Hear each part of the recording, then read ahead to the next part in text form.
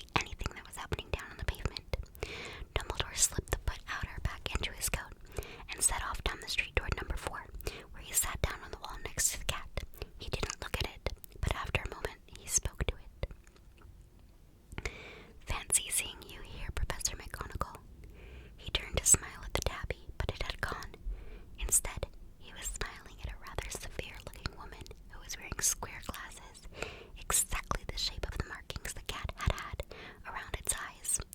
She, too, was wearing a cloak, an emerald one. Her black hair was drawn into a tight bun. She looked distinctly ruffled. "How did you know it was me?" she asked. "My dear Professor, I have never seen a cat sit so stiffly." "You'd be stiff if you'd been sitting on a brick wall all day," said Professor McGonagall. "All day, when you could have been celebrating. I must have passed a dozen feasts and parties on my way here." Professor McGonagall sniffed angrily. "Oh yes, everyone's celebrating all right," she said impatiently. "You'd think they'd be a bit more careful, but no. Even the Muggles have noticed something's going on. It was on their news." She jerked her head back at the Dursleys' dark living room window. "I heard it. Flocks of owls shooting stars. Well, they're not completely stupid. They were bound to notice something. Shooting stars down in Kent. I'll bet that was Daedalus Diggle. He never had much sense." "You can't blame them," said Dumbledore gently. "We've had precious little to celebrate for 11 years. "I know that," said Professor McGonagall irritably, "but that's no reason to lose our heads. People are being downright careless out on the streets in broad daylight, not even dressed in muggle clothes, swapping rumors." She threw a sharp sideways glance at Dumbledore here, as though hoping he was going to tell her something, but he didn't, so she went on. "A fine thing it would be if, on the very day you know who seems to have disappeared at last, the Muggles found out about us all. I suppose he really has gone, Dumbledore." "It certainly seems so," said Dumbledore. "We have much to be thankful for. Would you care for a lemon drop?"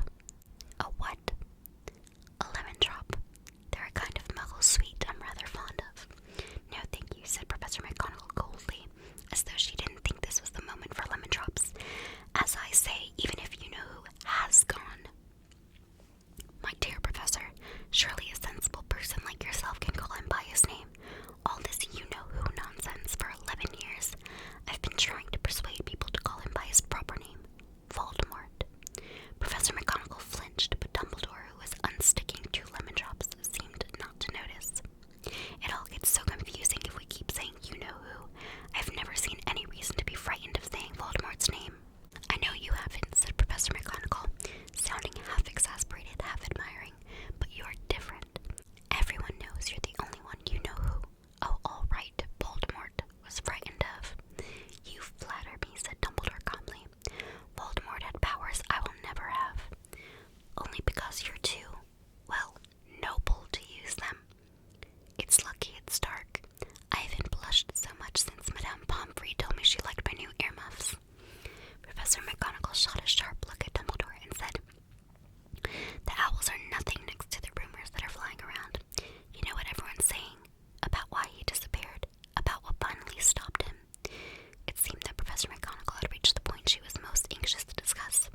The real reason she had been waiting on a cold, hard wall all day, for neither as a cat nor as a woman had she fixed Dumbledore with such a piercing stare as she did now. It was plain that whatever everyone was saying, she was not going to believe it until Dumbledore told her it was true.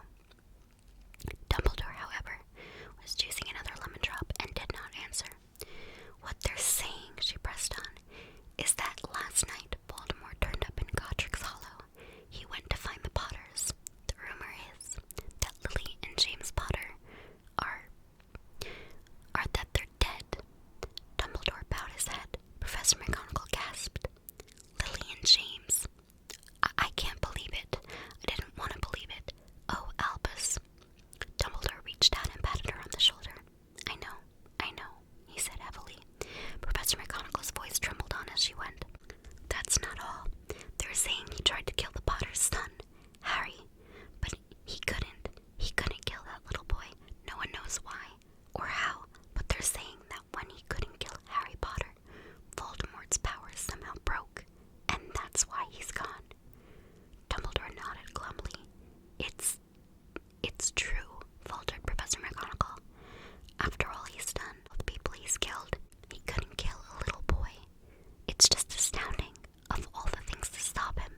But how in the name of heaven did Harry survive?" "We can only guess," said Dumbledore. "We may never know." Professor McGonagall pulled out a lace handkerchief and dabbed at her eyes beneath her spectacles. Dumbledore gave a great sniff as he took a golden watch from his pocket